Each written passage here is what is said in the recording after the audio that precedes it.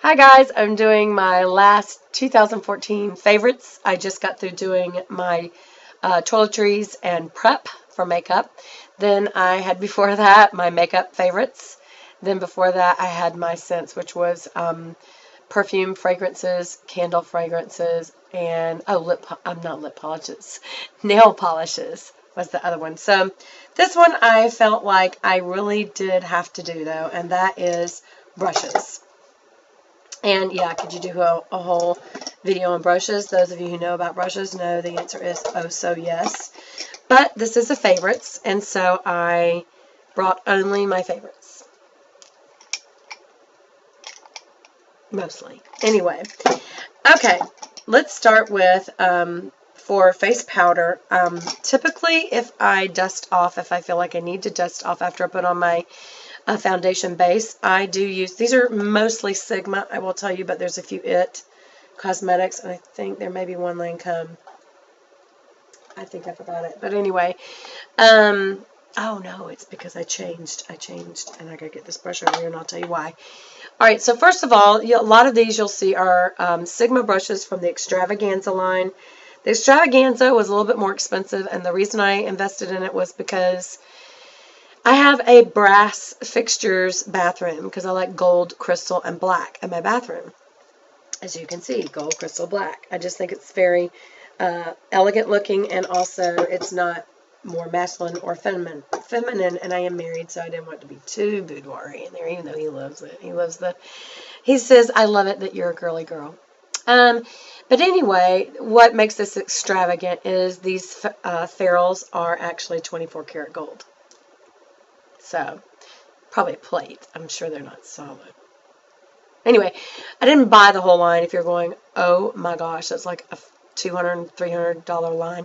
I bought my favorite brushes, the ones that I use the most, because I don't use all kinds of brushes. Like, I don't use gel eyeliner, so I don't use a liner brush. And I really don't use an angled brow brush that often, just because I use stick liners. So, anyway, but I do use face powder, and so this is the Sigma Large Powder F30.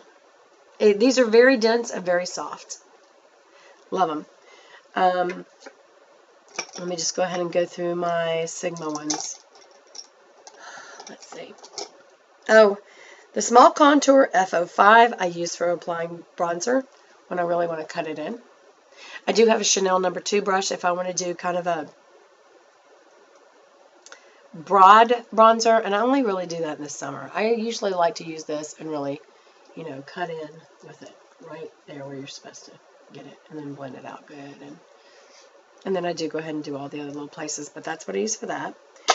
Let's see, for highlighter, I use the tapered highlighter F35, and it's the exact same brush, only it is a dome taper. Is the difference. So that's what that is for, and that's where, and especially when you're older, I'm not sure you shouldn't do this when you're younger too, guys. When I use my Charlotte Tilbury highlighter, I think it's the Film Star one is what it's called. I never get up in this eye area, like right here. I would never do that because it just highlights your crow's feet and really your under eye bags and wrinkles. I go right below it, right here. This is where I do it, and I do very little.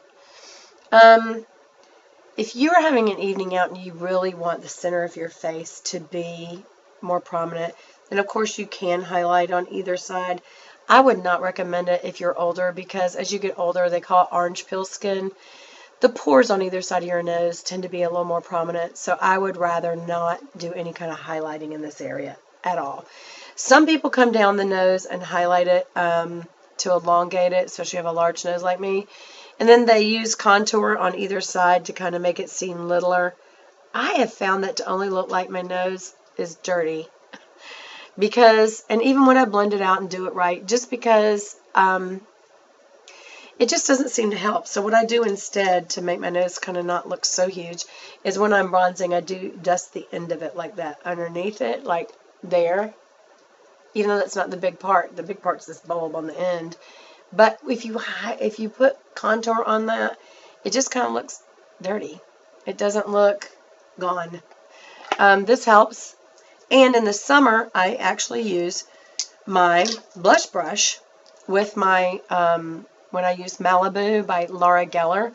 It's a hot pink, so if you dust it over your cheeks right here on the tops, right here, which you wouldn't typically do, right there, and then right down the bridge of the nose, not to the end, just to about here, right there, it looks like you got sun for the day.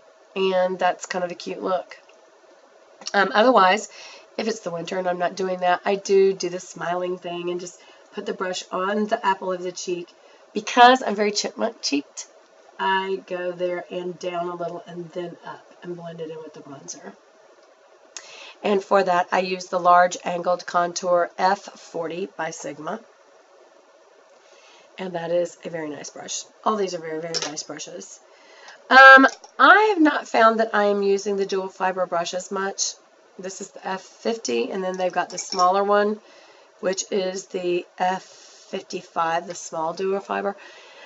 I got these because I thought I would use them more, and I just haven't been, and I'm not sure why. I think I may. I found some other brushes that I have found that I like better, and for what you would use these for. And I'll show you what they are. But first, let me keep going on. For my liquid foundation, I have gotten to where I use this Velvet Luxe, which this is the most luxurious line of brushes I have ever seen. It is made by IT Cosmetics. And they are so dense and so soft, it's ridiculous. It's like weird. They are so dense and so soft. I cannot even tell you. Kind of makes me wish I'd waited on ever buying brushes and I could buy this whole line, because it is expensive, but not any more than any other nice brush. Like, I can't remember if this is like 30, 50, something like that, but that's what one would cost. That's really nice. If you are looking for brushes, I would not waste your time with things like, what's the name of it? Not Technomics. What's it called? Just all the other lower end lines. Save up.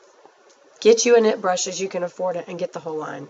Now, I can tell you, this is, like I said, this is the Velvet Luxe. It's all black. That's how you can tell the difference. The brushes and the ferrule and the wand are all black. But I have also gotten the next line down from that, and I love it just as much. And this is, it's not nearly as velvety, and that's why that's called the Velvet Luxe line, but it's still awesome. And this is the can't see it. I hate when they do, this is silver on silver writing. I cannot see it. It's the airbrushed line, that's what it's called. And this is obviously an angle contour brush. These are so soft. These are such good brushes. Again, it's IT Cosmetics.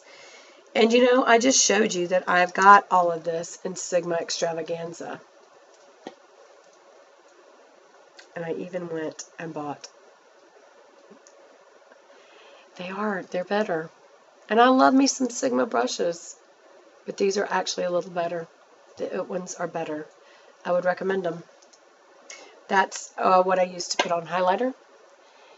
What I do is I use the butt end of it. Most people do it that way. I turn it around that way. Put the highlighter in and put the butt end of it right under the brow. Blend it out back here and then come back in. And then I use that butt end of it in the highlighter again. And I go ahead and use the butt end of that in a circle. And then I go out on the lid, and it does a great job of not having to go and get like a really small, shader to get the inner corner. I just use the butt end of the highlighter brush. So that's what that's really great for. And then, I've got all these other Sigma brushes that are favorites, definitely. For applying the transition area color, which is usually a soft brown for me, maybe a light grayish. I use the Large Fluffy E50 from Sigma, But the point is that you want a real fat, fluffy brush. That's the size. And I literally put my transition shade down first so that I have a backdrop for what I'm going to do. Then I use a small tapered blending brush. This is an E55. I put that in my crease color, whatever it is, and go back and forth because it's a domed tapered brush, And I always, get most of it off right out here in the corner. And then if I really want to darken it up in the corner, I'll use the pencil brush in the corner, which it's an obvious pencil brush, and that's an E30 in the same line. And I will do the V, the outer V, and really get it dark out there if I want to. And then if I want to lay a color down, I usually use one of two, a short shader, or a large shader. And this is the large is the E60, and the E55 is the short shader. You can see the difference in lengths. And that's just for laying color down on the lid, just because it's flat and it's good for packing it down. And then also for underneath the eye, you can use a pencil brush. I find that to be, it's too loose. I like this more dense brush. And that is a short shader, obviously even shorter than the other shading. Let me show you the difference. That's a shader. You have the large shader, and this is a regular shader. And then that's a short shader. You can see the difference. And it's very tightly packed. And I literally put it in the dark color, and then I go underneath like that all the way out, and then I come all the way back, and that lines it. I don't even have to smudge, just like my smudging brush. And then any leftover I do right along the lash line, and then I may even do, anything left over in the V. You could actually use that as your pencil brush for the V. But definitely this is one you have to have. Okay. And then for blending, everybody knows that you need a tapered blending brush or soft blending brush. Usually they're a little longer, fluffier, which is what helps them blend. This is an E35 from Sigma, but y'all have seen these. MAC, everybody has them. Again, it's where you literally go here in front of the brow.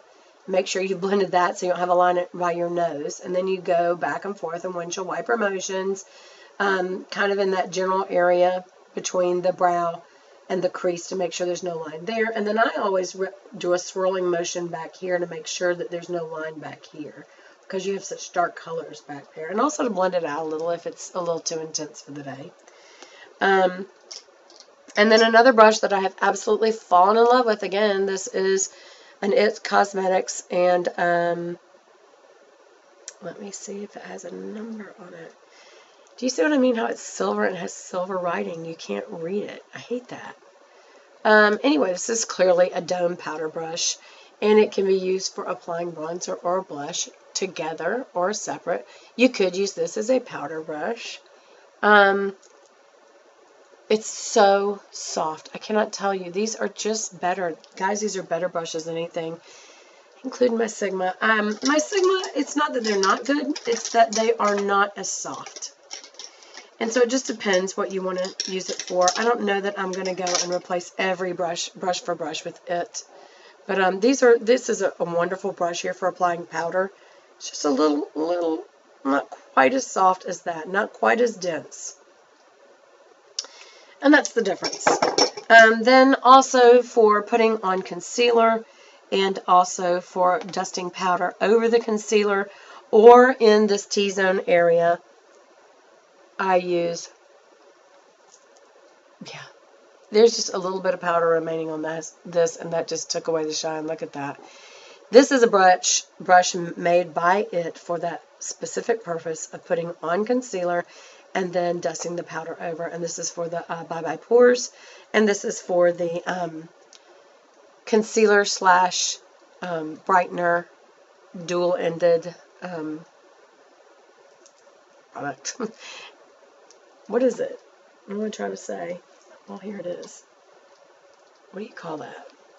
Both ends have a doe foot on them. See? It's a little doe foot applicator. That's the brightener end. And I use that more than concealer. I don't have a lot of zits, so I don't really need it. But But anyway, that's it for the brushes. I really hope you've enjoyed all this. And